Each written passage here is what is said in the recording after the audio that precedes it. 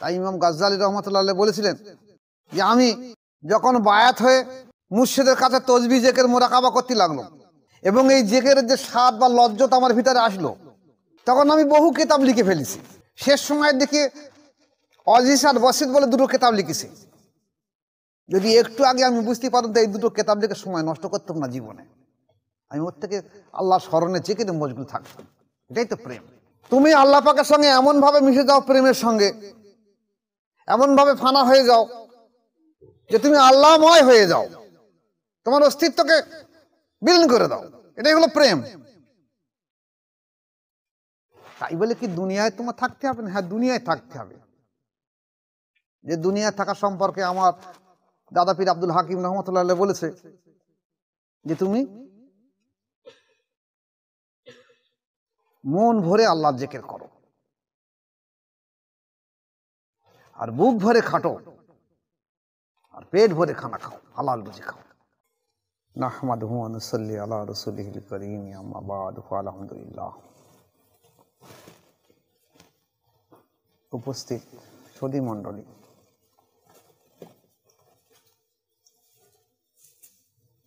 আল্লাহ পাক রব্বুল আলামিন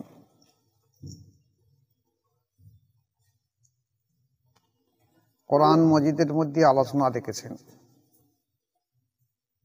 রিজালুল্লাহ তুলিহিম তিজারাতুন ওয়ালা বাইউন আন যিকরিল্লাহ।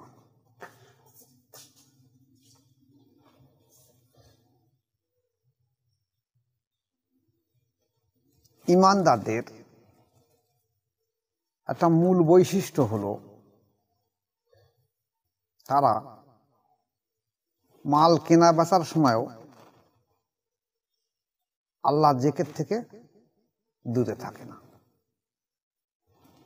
ঈমানদারদের একটা মূল বৈশিষ্ট্য হলো তারা মাল কেনা বেচা করার সময়ও আল্লাহ পাকের জিকির থেকে দূরে থাকে না। এখন আসুন, আমাদের দেশে প্রচলিত জিকির দুটো আছে, একটা জলি, একটা খফি। জলি জিকির যেটা কাদরিয়া এবং চিস্তিয়া তরিকার যে জিকিরের কথা বলা হয়েছে, সে জিকির হলো যেটা প্রথমে নফি ইসবাতের জিকির দেয়, অর্থাৎ লা ইলাহা ইল্লাল্লাহু মুহাম্মাদুর রাসূলুল্লাহ। এই কাদরিয়া চিস্তিয়া তরিকা নফি ইসবাতের জিকির দেয় প্রথমে হলো নাভির ওখান থেকে, নাভির নিচে থেকে ওখানে নফস ধরে নেওয়া হয় এবং ওই নফসের সঙ্গে সঙ্গে কল্পকে আল্লাহর জিকির জারি করার জন্য নফি ইসবাতের লা ইলাহা ইল্লাল্লাহ জিকির দেওয়া হয় এবং বলা হয়েছে এই জিকিরটা তুমি এত জোরে করো যেন তোমার পাঁচটা ইন্দ্রিয়ের মধ্যে একটা ইন্দ্রিয় হলো কান, এই কানটা যেন শুনতে পায়।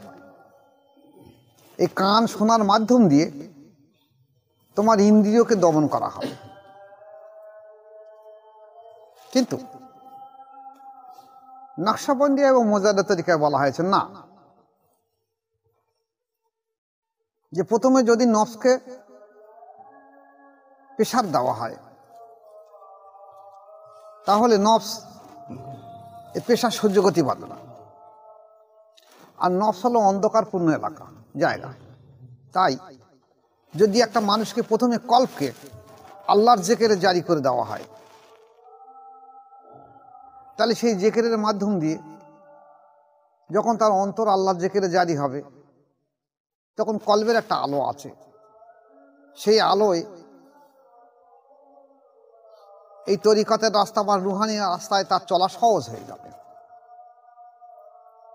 তেমনি কলবের পরে রু, সের, খফি, আকফা, পাঁচটা লতিফা আছে, পাঁচটা লতিফার পাঁচ রকম আলো আছে। তাহলে একটা মানুষ যে নফসকে অন্ধকারপূর্ণ সেই জায়গাতে সে পরিভ্রমণ করবে, সেই জায়গাটাকে সংশোধন করবে, তাহলে যদি আলোকপূর্ণ দ্বারা সম্ভব না হয় তাহলে পক্ষে সম্ভব নয়। তাই নকশবন্দের মোজাদ্দেদ তরিকায় বলা হয়েছে যে তুমি আগে কলবু, সের, খফি, আকফা, পাঁচটা লতিফা আল্লাহর জিকিরে জারি করে নাও, তারপর তুমি নফসের মধ্যে প্রেসার দাও। এখন মজার জিনিস হলো, যে আমাদের দেশে বর্তমানে যেসব জলসার মজলিসে হ্যান্ডবিল ছাপানো হচ্ছে, স্টেজে লেখা হচ্ছে জিকিরের মজলিস হবে। এখন জিকিরের মজলিস দেখা যাচ্ছে 10 মিনিট 15 মিনিট জিকির করলো। সেটা না কাদরিয়া, না চিস্তিয়া, না নকশবন্দের, না মোজাদ্দেদিয়া। কারণ কাদরিয়া এবং চিস্তিয়া তরিকার জিকির করতে গেলে সেই জিকিরের একটা নিয়ত আছে, আর নকশবন্দিয়ার তরিকাটা নিয়ত আছে, মোজাদ্দেদ তরিকাটা নিয়ত আছে। কিন্তু এরা না কাদরিয়া, না চিস্তিয়া, না নকশবন্দের, না মোজাদ্দেদা, তারা এমনি একটা জিকিরের অভ্যাস করে দিয়েছে, জিকির এইভাবে করতে হবে। সাধারণ মানুষ মনে করছে ওইটাই বোধহয় জিকির। এখন এই যে কাদরিয়া, নকশবন্দি এবং মোজাদ্দেদ তরিকায় জিকির করা, দেখা গেছে প্রথমে আল্লাহ আল্লাহ জিকিরের পরে শেষকালের পরে নফি ইসবাত দেওয়া হয়, লা ইলাহা ইল্লাল্লাহ জিকির দেওয়া হয়। তেমনি কাদরিয়া এবং চিশতিয়াদের প্রথমে লা ইলাহা ইল্লাল্লাহ জিকির দেওয়া হয়, শেষকালের পরে আল্লাহ আল্লাহ জিকির দেওয়া হয়। উদ্দেশ্য একই।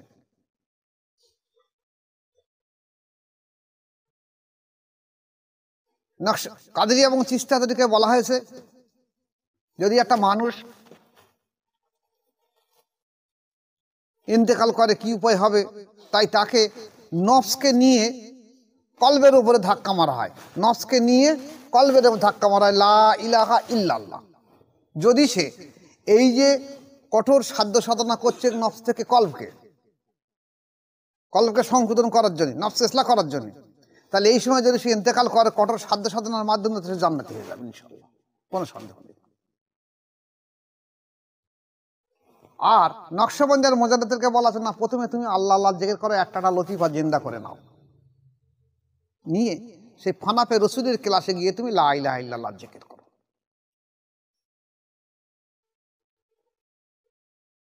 দুটো পদ্ধতি একই জিনিস। এখন আমাদের নকশবন্দি মোজাদ্দেদ তরিকায় এই কারণে বলা হয়েছে প্রথমে আল্লাহ আল্লাহ জিকির করার কথা, এই কারণে বলা হয়েছে যদি তুমি দেখা যাচ্ছে একটা মানুষ লা ইলাহা ইল্লাল্লাহু মুহাম্মাদুর রাসূলুল্লাহ, এখন লা ইলাহা এই পর্যন্ত পাঠ করে যদি কোনো মানুষ ইন্তেকাল করে, যদি তার অন্তর জিকিরে জারি না থাকে, যদি সে নফসের সঙ্গে সম্পর্ক না থাকে, যদি নফসে মুজাহিদা করার জন্য সে যদি জিকির অভ্যাস না করে, এমনি এমনি যদি জিকির করে, তার না অন্তর জিকিরে জারি আছে, না নফসকে নিয়ে নফসের ইসলাহ করার জন্য সে জিকির করছে, শুধুমাত্র এমনি লা ইলাহা ইল্লাল্লাহ পাঠ করছে। এই লা ইলাহা পাঠ করার সঙ্গে সঙ্গে যদি সে ইন্তেকাল করে, সে ব্যক্তি জাহান্নামী হবে। ইল্লাল্লাহ না বললে, লা ইলাহা বললে এই পর্যন্ত ইন্তেকাল করে জাহান্নামী হবে, কিন্তু লা ইলাহা ইল্লাল্লাহ বলে সে বেঁচে যাবে। এই জন্যই নকশবন্দি মোজাদ্দেদকে বলা তুমি আগে কলবকে আল্লাহ জিকিরে জারি করে নাও, রু সের খফি আকফা, তারপর যখন ফানাপে রসুলের ক্লাসে আসবে, যখন নফি ইসবাতের জিকির আসবে লা ইলাহা ইল্লাল্লাহু মুহাম্মাদুর রাসূলুল্লাহ সাল্লাল্লাহু আলাইহি ওয়াসাল্লাম, তখন যদি তুমি লা ইলাহা বলো, যদি তুমি ইন্তেকাল করো, কিন্তু তোমার সমস্ত ফিজিক্যাল বডি কলব, রু সের খফি আকফা, নফস, সুলতান মাজগার, ফানাপে শাইখ, এই পর্যন্ত সমস্ত ফিজিক্যাল বডি, বিশেষ করে সুলতান মাজগারের ক্লাসে তোমার সমস্ত শরীর, হাড় হাড্ডি, লোহিত কণিকা, শ্বেত কণিকা, অনুচক্রিকা সব কিন্তু আল্লাহ আল্লাহ জিকির সাক্ষী দিচ্ছে। যদি তুমি লা ইলাহা ইল্লাল্লাহ লা ইলাহা বলে মারা যাও, কিন্তু তোমার সমস্ত দেহ বলছে, ফিজিক্যাল বডি বলছে, লোহিত কণিকা, শ্বেত কণিকা, অনুচক্রিকা বলছে আল্লাহ আল্লাহ আল্লাহ আল্লাহ, এই জন্য তুমি বেঁচে যাবে। তাই দেখা যাচ্ছে নকশবন্দি আর মোজাদ্দেদকে সর্বোত্তম তরিকা। এবার আসো, এই নকশবন্দি আর মোজাদ্দেদ তরিকা হলো খফি জিকির, একদম গোপন জিকির। খফি মানে এমন খফি যে কলবি জিকির, খফি মানে গোপন জিকির না, কলবি জিকির। যে জিকির বলা হয়েছে যে মানুষের শরীরে যে জিকির সম্পর্কে মিশকাত শরীফে বলছে যে এই যে দুই ফেরেশতা আছে মানুষের দুই কাঁধে, যারা হিসেব নিকাশ লেখে, এরাও এখন সম্পর্কে জানে না যে ব্যক্তি জিকির করছে। ঠিক বর্ণনা এইভাবে সে আবু ইয়ালিয়া তাহলে বর্ণনা করেছেন যে রাসূল পাক সাল্লাল্লাহু আলাইহি ওয়াসাল্লাম বলেছেন যে গুপ্ত জিকিরের শব্দ এই রক্ষক ফেরেশতাও জানতে পারে না, তার নাকি 70 গুণ অধিক। খোদা তাআলা কিয়ামতের দিনে এই দুই ফেরেশতাকে বলবেন যে এই ব্যক্তির আমল নামা আর দিয়ে দাও, আর কি আছে দেখাও। তো ফেরেশতারা বলবেন যে আমরা এই আল্লাহ পরওয়ারদিগার, আমরা যা জানি সব লিখেছি, আমরা তার কিছু বাদ দেইনি। আল্লাহ পাক বলবেন না, তার তোমার কাছে এমন নেকি আছে যেটা তোমরাও জানো না। বলছি আল্লাহ পাক আমরা তো দুই কাঁধে আছে, আমরা জানি না। আল্লাহ পাক বলবেন না, তোমরা জানো না। সেটা হলো গুপ্ত জিকির, ওটা হলো মিশকাত শরীফ, মিশকাত শরীফ হাদিস। যদি বিশ্বাসযোগ্য না হয় তার উলাম হিসাবে তরিকা দর্পণটাও দেখে দিন। তাহলে এই যে কলবি জিকির, এই যে গুপ্ত কলবি জিকির, এই কলবি জিকিরের শব্দ বলছে সব বলছে 70 গুণ অধিক। এবং আল্লাহ পাক বলেন যে কলবি জিকির যে রিয়াবিহীন জিকির, কেউ জানে না। এমনকি যদি সে তার নিজের স্ত্রীকে নিয়ে পাঁজা করে শুয়ে থাকে, স্ত্রীও জানতে পারেন যে ব্যক্তি জিকির করছে। কিন্তু কিছু কিছু ব্যক্তি তো আজ, যেমন আমাদের তরিকার একজন ব্যক্তি ছিল, আমি আর নাম উল্লেখ করবো না, তারা অনেকে বলতো এই দেখ দেখ দেখ আমার কান্দে দেখ পালবা আল্লাহ জিকির করতে দেখ। অনেকে হাসাহাসি করতো। আমাদের তরিকায় আমাদের এলাকায় অনেক ব্যক্তি ছিল, অনেকে হাসাহাসি করতো, ওই দেখ ও কি বলে দেখ। সে অন্তর জিকির করছে, ঠিক আছে, কিন্তু বাহ্যিক মানুষ জানবে কি করে? ওটা তো একটা ফিলিংস, সে ছাড়া আর কেউ বুঝবে না। এই যেমন এদিনই একজনা বলছে যে আমার মার কল্প কর জোরে জোরে জানে, জানিস দূর থেকে শোনা যায়। তুমি মোজাদের তরিকার কাজ করছো আর তোমার মার কল্প আরো জোরে জোরে আল্লাহ আল্লাহ জেগে তুমি দূর থেকে শুনতে পাচ্ছ। এই সব চিটিংবাজি কারবার, চিটিংবাজিদের জ্বালায় এই তরিকার এই ক্ষতি হচ্ছে বেশি, তরিকা বদনাম হচ্ছে কারণ এদের জ্বালায়। মোজাদের তরিকা সব গোপন, যার কারণ স্বরূপ আল্লাহ পাক বললেন কি বিসমিল্লাহির রহমানির রহিম রিজালুল্লাহ তুলিহিম তিজারাতুন ওয়ালা বাইউন আন যিকরিল্লাহ। ঈমানদারদের মধ্যে ওরা একটা ঈমানদার বৈশিষ্ট্য যে তারা কেনা বেচার সময় আমার জিকির থেকে তারা গাফিল থাকবে না। এখন তো কাদিরিয়া চিশতিয়া তরিকার জলি জিকির হলো লা ইলাহা ইল্লাল্লাহ, লা ইলাহা, ভাই মালের দাম কত বললে হবে? বরঞ্চ কলবি জিকির যারা আছে তারা তাদের সেই সময়ের জন্য, যেমন আমি আমার মুরিদদের বললে যখন তুমি মাল কেনা বেচা করবে তখন তুমি তোমার সবকে খেয়াল রেখে দেবে, যে সবকটা আল্লাহ আল্লাহ জিকির করতে সেই দিকে খেয়াল রেখে দেবে। এই সবক সেরে যাওয়া মানে তুমি ছেড়ে যাওয়া মানে হলো তুমি আল্লাহ স্মরণ থেকে দূরে সরে গেছো। তাই স্মরণ 24টা ঘন্টা রাখতে হবে। তাই আমাদের মুজাদ্দিদকে বলা হয়েছে কি নজর বর কদম, তুমি যখন চলাফেরা করবে তোমার পায়ের বুড়ি আঙুলের দিকে এইদিকে নজর রেখে দেবে, নজর বর কদম। আর হুঁশ দরদম, আর প্রত্যেকটা নিঃশ্বাস আল্লাহর জিকির হচ্ছে কিনা খেয়াল রেখে দেবে, যে কোনো নিঃশ্বাস যেন বাদ না যায়। কারণ জান্নাতি ব্যক্তিরা সব থেকে বেশি আফসোস করবে, ইয়া আল্লাহ পাক এই সময়টা আমি জিকির থেকে দূরে ছিলাম। যদি এই জিকিরের বদলায় আল্লাহ পাক তুমি আমাকে এত সুন্দর শান শাওকাত জায়গা দিয়েছো, তাহলে যে সময়গুলো আমি জিকির করতে পারিনি সেই সময়গুলো যদি আমি জিকির করতাম তাহলে আল্লাহ পাক তুমি আমাকে আরো কত শান শাওকাত জায়গা দিতে। এই জন্যই জান্নাতের ব্যক্তিরা সব থেকে বেশি আফসোস করবে জিকির ছেড়ে দেওয়ার জন্য। তাহলে দেখা গেছে যে কলবি জিকির, গুপ্ত জিকির যদি না হয় তাহলে মানুষ 24 ঘন্টা জিকির করতে পারবে না।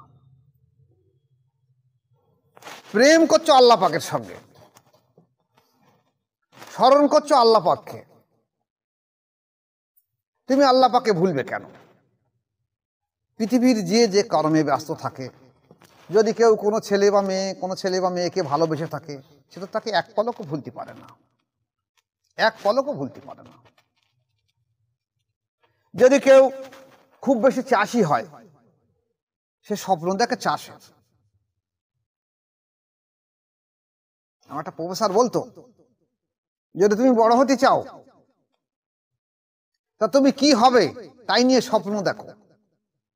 জেগেও যখন স্বপ্ন দেখবে, ঘুমিয়ে তেমন স্বপ্ন দেখবে, তাহলে তুমি বড় হতে পারবে। তোমার স্বপ্ন এইভাবে থাকতে হবে। একটা মানুষ যদি মনে করে আমি চাষবাস করব, ভালো চাষা হয়, সে সর্বসময় উইলে স্বপ্ন দেখবে। যে ব্যবসায়ী ভালো হয় সে সর্বসময় ব্যবসালে মশগুল থাকবে। যে আল্লাহ স্মরণকারী ইবাদত ব্যক্তি সর্বসময় আল্লাহ স্মরণ থাকবে। আল্লাহ স্মরণ থেকে দূরে সরে যাবে, তাহলে তার মানুষের খাতায় নাম ওঠে কি করে? এখানে বুখারীর একটা হাদিস এসছে যে রাসূল পাক সাল্লাল্লাহু আলাইহি ওয়াসাল্লাম বলছেন, দেখো মানুষ এত বেশি নফল ইবাদত করবে, এত বেশি, যে সেই নফল ইবাদতের মাধ্যম দিয়ে সে আল্লাহ পাকের সঙ্গে এমন সম্পর্ক হয়ে যাবে যে আল্লাহ পাক তার হাত পা চোখ মুখ হয়ে যাবে। ই নিয়ে দেখা যাচ্ছে আমাদের দেশের আলেম সমাজ বলছে তাহলে বেশি বেশি নফল নামাজ পড়তে হবে। নফল ইবাদতের কথা বলা, নফল নামাজের কথা বলা, নফল ইবাদতের কথা বলা হয়েছে। যারা মনে করেছে যে জিকির করা নফল, তাদের কাছে নফল, কিন্তু আমাদের কাছে হলো জিকির হলো ফরজে আইন। 24টা ঘন্টা জিকির করা ফরজ। তুমি আশুক মাসিক, তুমি প্রেমিক, তুমি ভুলবে কেন? আমাদের কাছে হলো যে মূল মানুষের লক্ষ্য হলো যে মানুষ আল্লাহ পাকের সঙ্গে এমন লীন হয়ে যাবে তার দুনিয়ার সঙ্গে কোনো সম্পর্ক থাকবে না। যেটাকে বলা হয়েছে যে তুমি আল্লাহ পাকের সঙ্গে এমন ভাবে প্রেম করো যেমন একটা মিশ্রিত দলা পানির সঙ্গে মিশিয়ে দিলে তার মিশ্রির অস্তিত্ব থাকবে না, সে পানির সঙ্গে মিশে যাবে, তার অস্তিত্বকে বিলীন করে দিয়ে দেবে। তুমি প্রেমিক, তুমি আল্লাহ পাকের সঙ্গে প্রেম করবে এমন ভাবে তোমার নিজের অস্তিত্ব থাকবে না, এটা হলো প্রেম। তুমি ব্যবসার সময় আল্লাহকে ভুলবে কেন? শোবার সময় আল্লাহকে ভুলবে কেন? ঘুমের সময় আল্লাহকে ভুলবে কেন? তোমার 24টা ঘন্টা আল্লাহ পাকে স্মরণ থাকতে হবে। তাই ইমাম গাজ্জালী রহমাতুল্লাহ আলাইহি বলেছিলেন যে আমি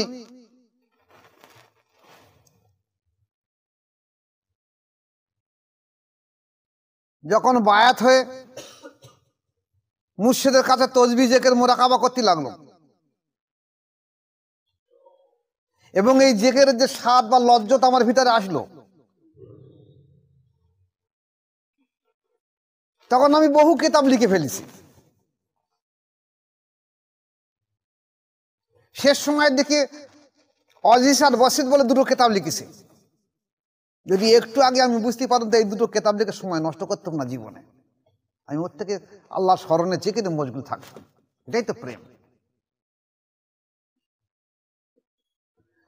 তুমি আল্লাহ পাকের সঙ্গে এমন ভাবে মিশে যাও, প্রেমের সঙ্গে এমন ভাবে ফানা হয়ে যাও যে তুমি আল্লাহময় হয়ে যাও, তোমার অস্তিত্বকে বিলীন করে দাও। এটাই হলো প্রেম। তাই বলে কি দুনিয়ায় তোমার থাকতে হবে না? হ্যাঁ, দুনিয়ায় থাকতে হবে। যে দুনিয়ায় থাকা সম্পর্কে আমার দাদা পীর আব্দুল হাকিম রহমতুল্লাহ আলাইহি বলেছে যে তুমি মন ভরে আল্লাহর জিকির করো, আর বুক ভরে খাটো, আর পেট ভরে খানা খাও, হালাল রুজি খাও। এই নয় তার মধ্যে যে তুমি তসবিহ জিকির করতে গেলে হারাম খাতে হবে। যেমন এদিনই আমাদের তরিকার একজন ব্যক্তি এক জায়গায় আলোচনা করছে যে সমস্ত জায়গার মানুষকে, সারা গ্রামের মানুষের কাছে চাঁদা বাঁটানো করেছে। সারা গ্রামের সমস্ত বাড়ি বাড়ি থেকে চাল আলু টালু এনে জলসা করছে। সেই জলসার মধ্যে সে বলছে যে হারাম খাদ্য খালি হালের কোনো ক্ষতি হয় না। আচ্ছা, এরা কি তরিকা করেছে? না কি করেছে? তোরা তরিকা কি বুঝবি? হালাবস্তা কি বুঝবি? তোর যদি এই চরিত্র হয়ে থাকে, এই যদি বক্তব্য হয়ে থাকে, তোর তো মোজারের তরিকা কেন? তরিকার লাইনে তোর শিশু, মোজার তরিকা অনেক পরের কথা। যেখানে আল্লাহ রাসূল বলেছে যে এক লোকমা হারাম খাদ্য খালে 40 দিন তার ইবাদত দোয়া কবুল হবে না। টোটাল সমাজ ব্যবস্থা এখন হয়ে গেছে যে জলসা করার সময় তার চাঁদা মাঠা করে চাঁদা জলসা করা, যেটা প্রত্যেকটা অলিয়া উলিয়া নিষেধ করেছে। এমনকি আমাদের দেশে আবু বকর সিদ্দিক রহমতুল্লাহ উনিও নিষেধ করেছে। আমি একটা এই সম্পর্কে একটা ইউটিউব দেশে নিষেধ বলেছে, রাশিয়ার নামা নিষেধ বলেছে। আর আমাদের তরিকা আরো কঠোর। আর আমাদের মুজারের তরিকার ব্যক্তি তুমি জলসা করে চাঁদা কালেকশন করে তুমি খাওয়ার ব্যবস্থা বলছো, বৈধ বলছো। তোমরাই তো ইসলামটাকে শেষ করে তরিকাটা শেষ করে দিয়ে।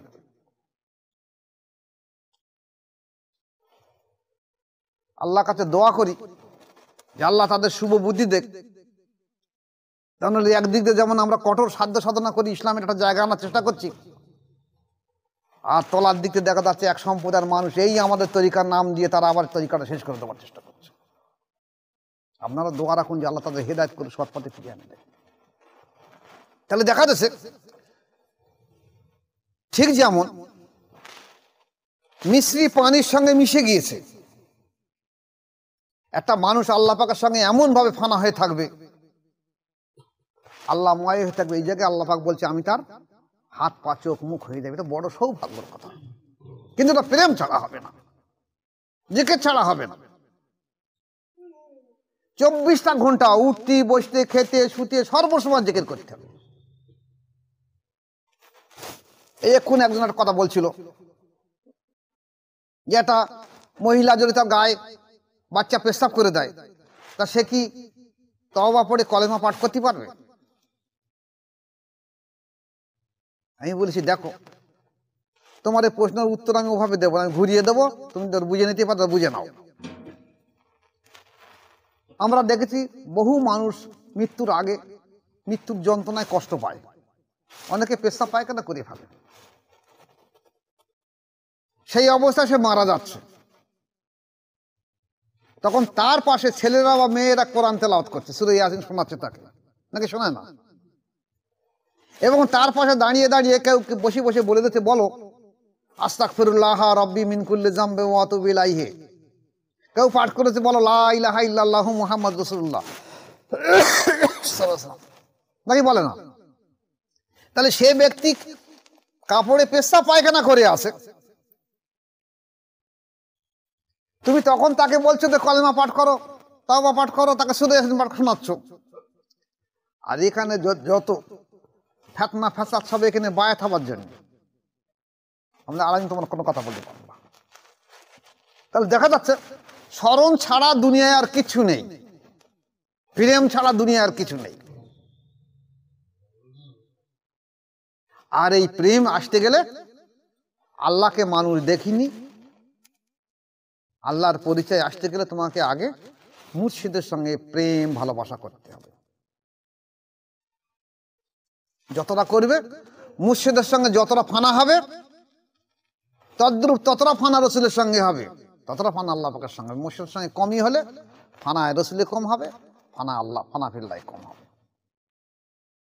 এখন এই সম্প্রদায়ের মানুষ যারা এই যে কেউ বলছে যে আমার কল আল্লাহ দেখে দেখ, কান্দে কান্দে দেখ, কেউ চিংড়ির মতো লাফালাফি করছে, আগডুম বাগডুম বলছে মুজাদের তরিকা নিয়ে। কেন এটা বলছে?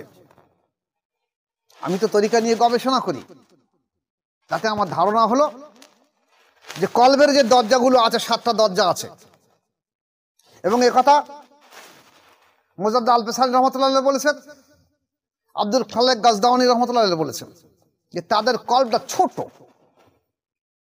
দরজা খুলিনি একটা, 6টা দরজা খুলিনি, মাত্র একটা দরজার উপরে সামান্য কিছু আসর হয়েছে, ইতি ওরা মনে করছে আমরা বহু কিছু পেয়ে গেছি, এইলেই তারা মুশকিল হয়ে গেছে। যদি আল্লাহ পাকের রহম হতো, প্রত্যেকটা দরজা খুলে যেত, তার ভিতরে আল্লাহ পাকের রহমত করুণা বর্ষণ হতো, দেখা যেত এই অবস্থা তাদের ভিতরে আসতো না। এবং তাদের ভিতর ফানা বাঁকা নেই বলে তারা এই ধরনের কথাবার্তা মন্তব্য বলে যাচ্ছে। আল্লাহ কাছে দোয়া করি আল্লাহ তাদের হিদায়াত করুক, এছাড়া তারা আমি কিছু বলতে পারিনি। তাই আমি আপনাদেরকে বলছি, যারা বেচা কেনা করেন, যখন খরিদ্দারের সঙ্গে কথাবার্তা বলবেন, যার যেখানে সবক সেই সবকে খেয়াল রেখে দেবেন। সবকে খেয়াল রেখে দেওয়া একটা স্মরণ, আপনার সবকটা যে আল্লাহ আল্লাহ জিকির করছে সেই জায়গাটা খেয়াল রেখে দেওয়া, ঠিক স্মরণের জায়গায় খেয়াল রেখে দেওয়া, মানে আল্লাহকে খেয়াল রেখে দেওয়া যেন ভুল না হয়। আবার যেই খরিদ্দার সরে যাবে সঙ্গে সঙ্গে আবার সবকে খেয়াল করে আল্লাহ আল্লাহ জিকির করতে থাকবে। এই যদি উদ্দেশ্য হতে থাকে উঠতি বসতি খেতে শুতে সর্বসময় আল্লাহ স্মরণ করতে পারেন, তাহলে দেখা যাবে একদিন আপনার এই অবস্থা আসবে যে আপনি কেনা বেচার সময় আপনার আল্লাহ স্মরণ থেকে বিস্মরণ হবেন না। এমনকি আপনি যখন শুয়ে থাকবেন তখনও স্মরণ করতে পারবেন, যখন ঘুমিয়ে থাকবেন দেখবেন আমি ঘুমিয়ে আছি কিন্তু আমার অন্তর সব জেকের করছে, প্রত্যেকটা লতিফার জেকের করছে, আমার জবানও আল্লাহ পাকের জেকের করছে। সেদিনই ভালো লাগবে তরিকা করে। আর যদি এই অবস্থায় আনার জন্যে আজকের মাশায়েখরা এই মুরিদদের নিয়ে সাধ্য সাধনা করে, আরে এই আলোচনা একমাত্র খাস মজলিস ছাড়া কোথায় হবে না। তাই আমি আপনাদের সামনে কয়েকটা কথা বলে দিয়ে যাই, আমার এই ওসিয়াতটা খেয়াল রেখে দেবে, জীবনে কাজে লাগবে। যদি কোনো মজলিসে দেখেন যে আলোচনা যারা করছে এবং যারা শ্রোতা আসছে তারা জেন্দাদেলি মানুষ নয়, তাহলে মনে করবেন সেই মজলিসে কোনো মতে আল্লাহ পাকের রহমত আসবে না আর আসেও না, তাহলে সেই মজলিস থেকে সরে যাবে। যদি দেখেন কোনো মজলিসে হারাম হালালের বাদ বিচার নেই, সমস্ত জায়গা থেকে কালেকশন করে সেই মজলিসে জলসার অনুষ্ঠান করা হচ্ছে, সেখানে কোনো সময় আল্লাহর রহমত আসতে পারে না। যে মজলিসের খানা অবৈধ, আল্লাহ রহমতের ফায়েজ সে মজলিসে জীবনেও আসবে না, এই মজলিস থেকে সরে থাকবে। আর এইসব মজলিসে পয়সা দিলেও পয়সাগুলো বরবাদ হয়ে যাবে, কোনো কাজে লাগবে না। অথচ এলমে মারফাতের মজলিসেরা মাদ্রাসায় শরিয়াত শিক্ষা দেওয়ার জায়গা, কিন্তু মুর্শিদের আর মুরিদের সঙ্গে সম্পর্ক এলমে তরিকাতের মজলিসেরা। এদিনে একটা হাফেজ সাহেব সে তার কাছে একজন একটা হ্যান্ডবিল দিয়ে দিয়েছে যে মিরাদের মজলিস আল্লাহ প্রদত্ত তাওয়াজ্জুহ ফায়েজের মজলিস, আল্লাহর রহমতের মজলিস। সে বলছে, সে হাফেজ সাহেব বলছে যে এটা যদি রহমতের মজলিস হয় তাহলে মাদ্রাসা করে কি জন্য? কত বড় গবেট লোক! আরে মাদ্রাসায় শিক্ষা দেওয়ার জন্য করা হয়েছে, সেখানে তোমরা সারা জায়গায় কালেকশন করে মাদ্রাসায় টাকা আনাচ্ছ, সেখানে রহমত আসবে কোথা থেকে? সেখানে তো অনেক অধিকাংশ মাদ্রাসায় দেখা যাচ্ছে সেখানে লাওয়াতাত আছে, সমকামী হয়, রহমত আসবে কোথা থেকে? বরঞ্চ আল্লাহর ওলির দরবারে যেখানে তারা আল্লাহ স্মরণ ছাড়া কিছু চেনে না, সেখানে আল্লাহর রহমত বর্ষণ হয়। তুমি বোঝো না, তুমি সেসব আলোচনা করছো কেন?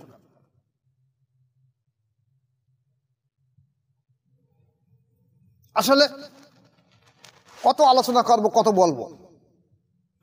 শরিয়াত চলবে কোথায়? মাদ্রাসায় শরিয়াত শিক্ষা দিচ্ছ, ঠিক আছে, শরিয়াত চলবে কোথায়? শরিয়াত চলবে তো তরিকাতের রাস্তায়। তরিকাতে তোমার চালাবে কোথায়? আর এই তরিকাতের রাস্তা চলার সঙ্গে সঙ্গে তার ভেতরে মারেফাত এবং হাকিকাত পৌঁছে যাবে। তোমরা নাম দিয়েছো, বড় বড় মজলিসের নাম দিয়েছে আহলে সুন্নাতুল জামাত, দেখা যাচ্ছে তারা নবীর সম্মান সম্পর্কে বেয়াদবি করে। অধিকাংশ ওলামা এখন আজ ওয়াহাবি মতাদর্শের মধ্যে হয়ে গেছে, তারা নবীর সম্মান সম্পর্কে বেয়াদবি করে। যে কোনো একটা হাদিস বুঝতে পারে না, তাকে জয়ীফ বলে সরিয়ে দিয়ে দিচ্ছে। আল্লাহ পাওয়ার জন্য যেসব হাদিসগুলো আছে সেই হাদিসগুলোকে জয়ীফ বলে সরিয়ে দিয়ে দিচ্ছে, তা তুমি আল্লাহকে পাবে কি করে?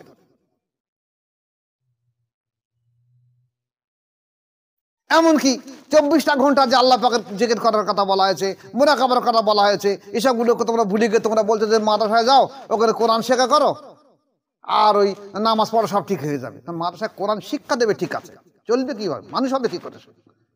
সেখানে তো মানুষ হবে না, শিক্ষা পাবে।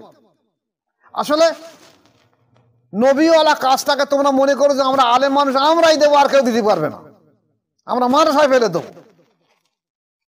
কিন্তু নবীওয়ালা কাজ সিনা চলবে, আল্লাহ স্মরণের মাধ্যমে চলবে। ওটা নবীওয়ালা কাজ নয়, ওটা দার্সের শিক্ষার জায়গা। মাদ্রাসা মানে দার্স শিক্ষার জায়গা। নবীওয়ালা কাজ এটা সিনা ইসলাম জেন্দা থাকবে। কোন মাদ্রাসায় কোন শিক্ষা দিয়েছে এমন একজন মাদ্রাসা বলুক যে মাদ্রাসায় গিয়ে ছাত্র গিয়ে সেখানে অন্তর্জিকের জারি হচ্ছে,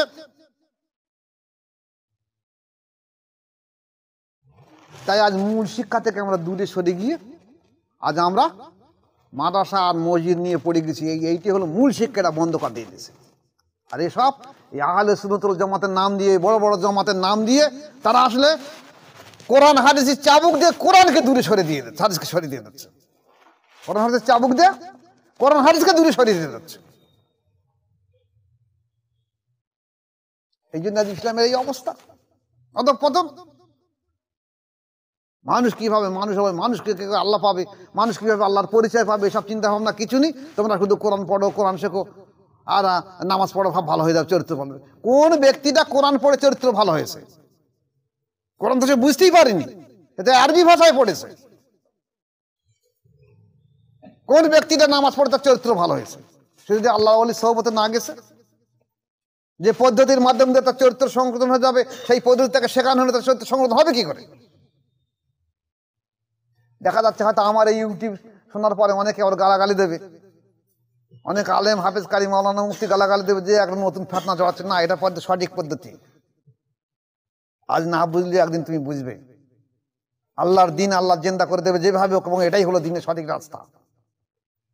আমি দোয়া রাখি, আমি আমার জীবিত অবস্থায় যতদিন বেঁচে থাকবো সাধ্য সাধনা করে যাব, এবং আপনারা যেন দোয়া করে যাচ্ছি, আপনারা যারা জীবিত বেঁচে থাকবেন, যারা আমার কাছে খেলাফত পেয়ে যাবেন, তারা চেষ্টা করবেন সাধ্য সাধনা করে এইভাবে দিনটাকে জিয়ে রাখার জন্য। আর যদি কোনোদিন কোনো মাদ্রাসা তৈরি করেন, খবরদার যেন ওই অবৈধ চাল পয়সা তুলে মাদ্রাসা চালাবেন না।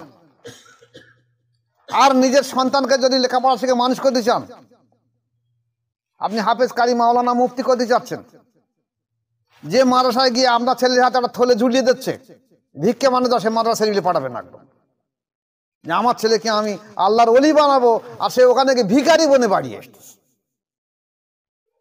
আল্লাহর ওলি না হয়ে সে হয়ে আসছে ভিখারি হয়ে।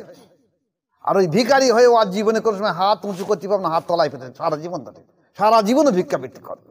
আপনি দেখুন অধিকাংশ মাদ্রাসা থেকে একটা মাওলানা বেরিয়ে এসে সে একটা মাদ্রাসা খুলেছে, একটা মক্তব খুলেছে, একটা মসজিদ খুলেছে, আর ভিক্ষে করা আরম্ভ করেছে। কারণ ওরা যে ভিখারি হয়ে এসতো মাদ্রাসা বাড়িতে, মাদ্রাসা থেকে।